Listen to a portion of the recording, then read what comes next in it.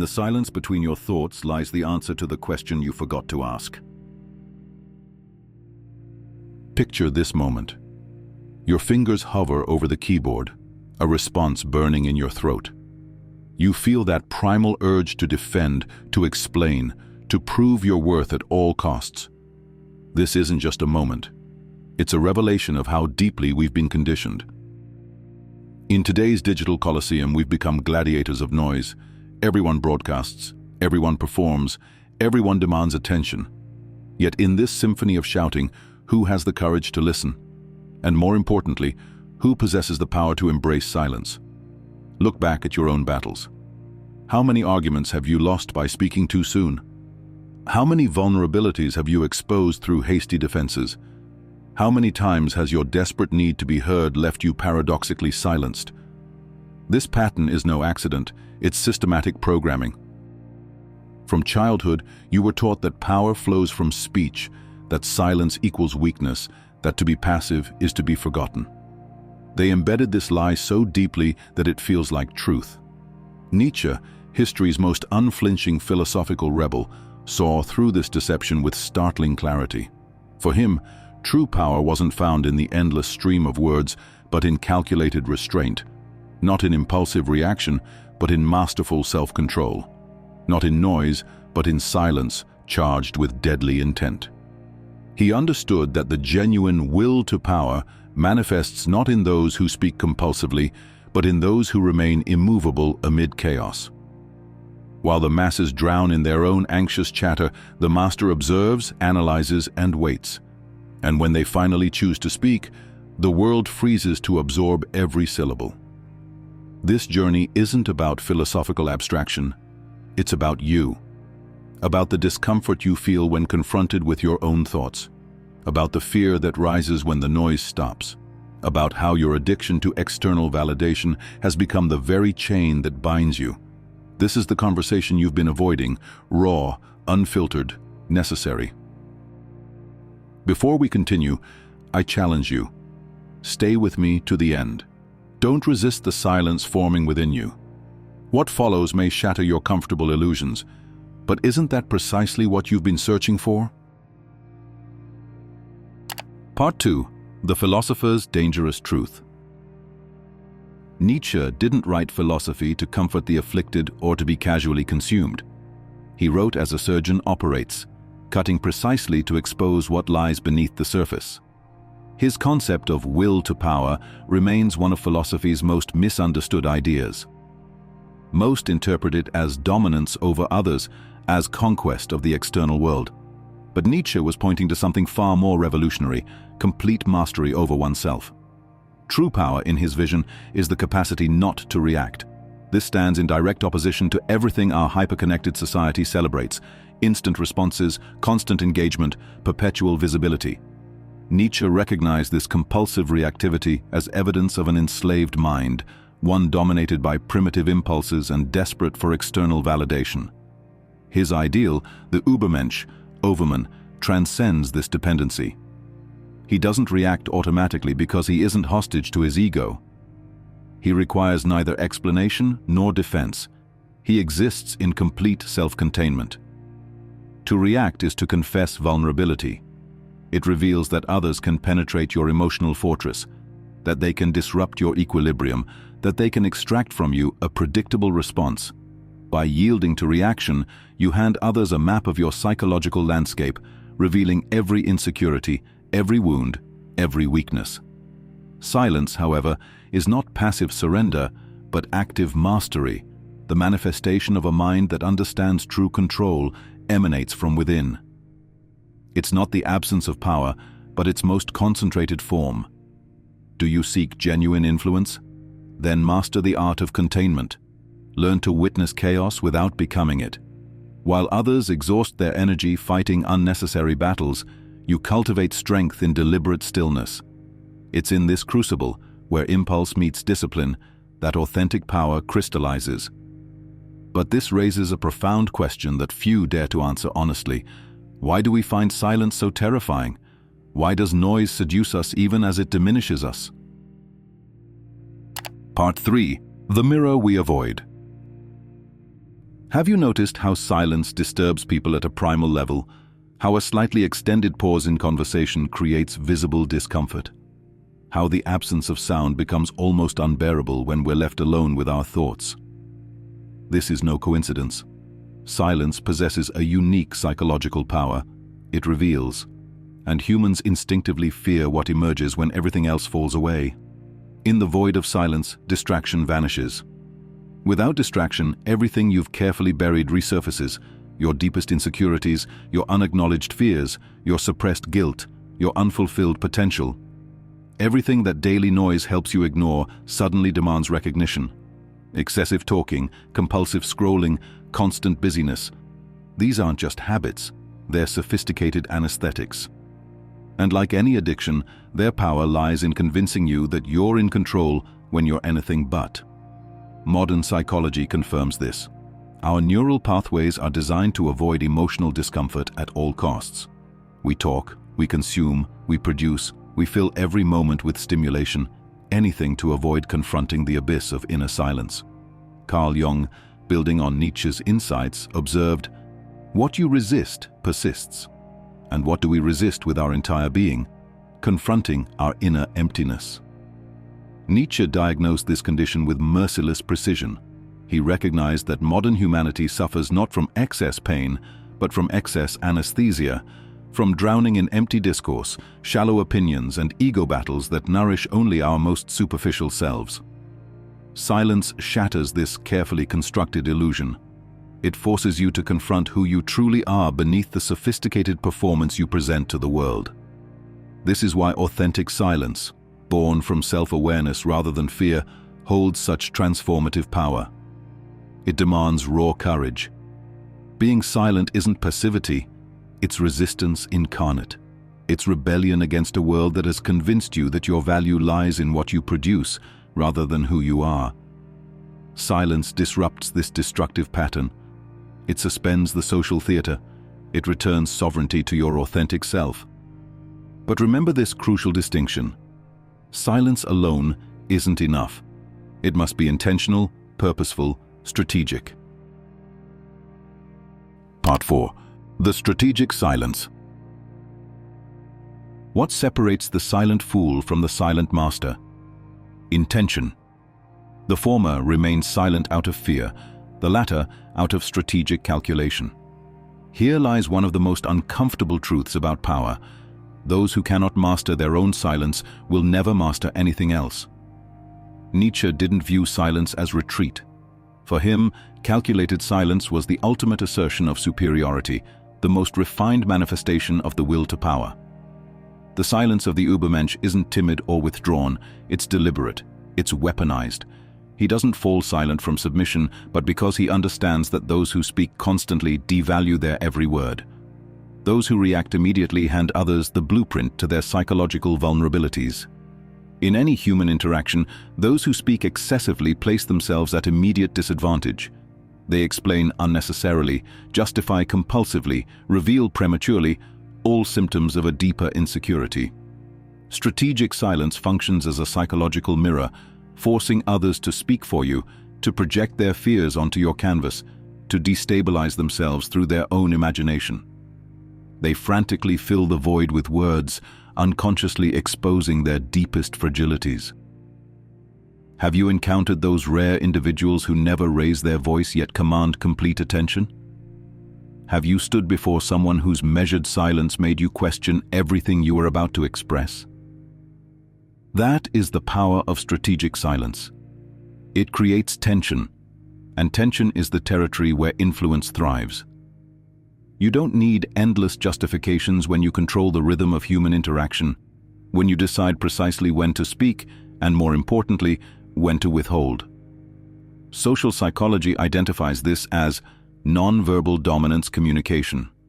Those with genuine authority speak less, pause longer, and weigh each word as precious, because it is. They don't try to convince, they make others convince themselves. This isn't innate talent, it's refined technique. Nietzsche grasped this intuitively. Silence isn't absence, it's presence in its most concentrated form. For this approach to succeed, however, you need something foundational, a space where silence isn't empty but charged with meaning. This emerges from only one source: deliberate solitude. Part 5. The Fortress of Solitude. Most people fear solitude as if it were a prison sentence. They avoid it, disguise it, numb it with distraction. They saturate every moment with stimulation, every space with noise, every silence with activity, because confronting oneself without filters is, for many, the ultimate terror. Nietzsche viewed solitude through an entirely different lens, not as punishment but as privilege, as sacred territory where the spirit strengthens, where individuality transforms from mere potential to actualized power. He who cannot endure solitude does not truly understand freedom, he wrote. This insight cuts deeply because while everyone claims to desire freedom, authentic freedom demands something few willingly develop: the capacity to exist without external validation, the courage to remain complete without witnesses. The silence born from voluntary solitude isn't empty, it's transformative. In this space, you begin to hear what life's constant commotion has drowned out: your authentic voice, your genuine needs, your unresolved questions, your deepest aspirations. Everything routine has suppressed, society has conditioned you to ignore, and you yourself have avoided confronting. Solitude becomes the laboratory where your authentic self emerges, stripped of social masks, liberated from external expectations. Nietzsche believed the superior spirit can be recognized by its capacity to not merely endure isolation, but to thrive within it. Because in isolation, it doesn't fracture but crystallizes. It doesn't diminish but expands. The ordinary person flees solitude because it confronts them with inner chaos. The extraordinary person seeks it because they understand that only by immersing in this chaos can they forge inner order. Here's the critical insight. It's from this fortress of solitude that strategic silence, the kind we've examined, gains its genuine power. It's not simply remaining silent to appear important, it's being silent because you've already conquered the battlefield within. There's no desperate need for acceptance, visibility, or response. Silence becomes not a shield, but a natural extension of your authentic presence. At an even deeper level, silence emerging from conscious solitude doesn't just protect, it transforms, it purifies. It dissolves the unnecessary, releases what's imprisoned, reveals what's essential. It allows everything that is merely noise to exhaust itself against the immovable object you've become. But there's a threshold where this force intensifies beyond measure, when silence becomes not just personal refuge, but universal language, a wordless declaration that resonates more powerfully than any eloquent speech. Part 6. The Eloquence of Silence.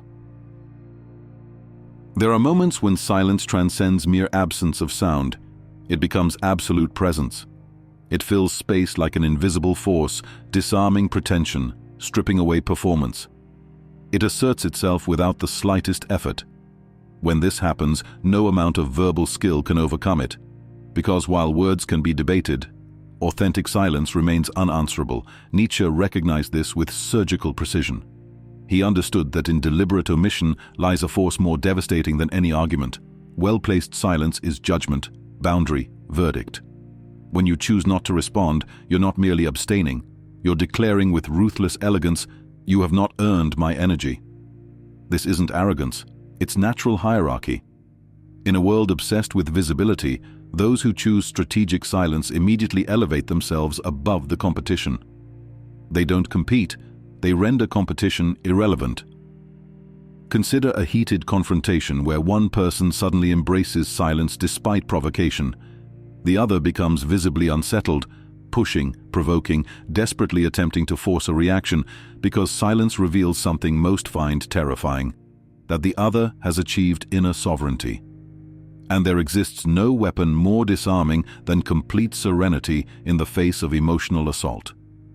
Silence becomes a perfect mirror, reflecting back to the aggressor their own lack of control, their own absurdity, their own insecurity. Understand this distinction. This isn't remaining silent from fear or weakness. It's knowing you possess the power to destroy with words, yet choosing restraint because you've already transcended the battle. A victory invisible to superficial observation, but profoundly felt by those who sought to undermine you. Silence serves another strategic function. It amplifies what is eventually expressed. A single word placed within extended silence carries impact no elaborate discourse could achieve. Like a precise strike after prolonged observation, it leaves an indelible impression. Nietzsche observed that words are merely imperfect symbols for relationships between things and ourselves. Silence, by contrast, symbolizes the transcendent, that which exists beyond language's limitations. It's the domain of those who have moved beyond justification. But there exists a final evolution where this power reaches its most refined expression, when silence isn't merely strategic but essential, when it becomes not what you do but who you are, when you master silence not as technique but as identity. Here lies the essence of what Nietzsche envisioned as the ultimate strength, power that isn't demonstrated but embodied. Part 7. The Silent Sovereignty. Silence is not for everyone. It demands something few will cultivate, unshakable inner sovereignty. To remain silent while the world demands noise is to wage psychological warfare against ego, against validation addiction, against the primal impulse to react to every stimulus. This is why most fail this test of character. Most speak excessively, react predictably, reveal compulsively, desperately attempting to prove a worth they haven't yet discovered within themselves. Nietzsche understood with perfect clarity, those who feel compelled to explain themselves have already surrendered their power. Those constantly defending themselves haven't yet discovered inner peace. True power remains silent because it simply is. It seeks no approval, rushes toward no conclusion, needs no external confirmation. When you reach this state, when silence ceases being conscious effort and becomes natural expression, everything around you transforms. People listen differently, they observe differently, they feel your presence without requiring verbal demonstration.